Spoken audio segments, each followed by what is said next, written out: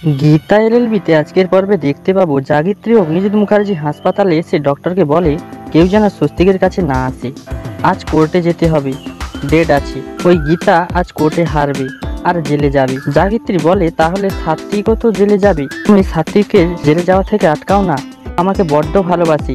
অগ্নিজিৎ মুখার্জি বলে এটা অসম্ভব, সাত্বিককেও জেলে যেতে হবে, কিচ্ছু করার নেই। গিনি গীতাকে ফোন করে বলে আমি এই কেসে তোর পাশে আছি বোন, তুই জিতে আয়, আমি প্রার্থনা করি। গীতা কোর্টে যাওয়ার আগে স্বস্তিককে হাসপাতালে নিয়ে যেতে আসে। ডক্টর বলে নিয়ে যেতে হলে বয়ানে সাইন করতে হবে। গীতা বলে আমার স্বামী যদি মারা যায় তার দায়িত্ব আমি নেব। গীতা এসে স্বস্তিককে নিয়ে যায়।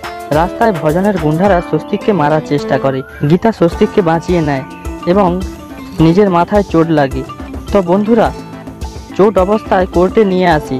স্বস্তিক কোর্টে এসে গীতাকে নির্দোষ প্রমাণ করতে পারবে? অবশ্যই কমেন্টে জানিও।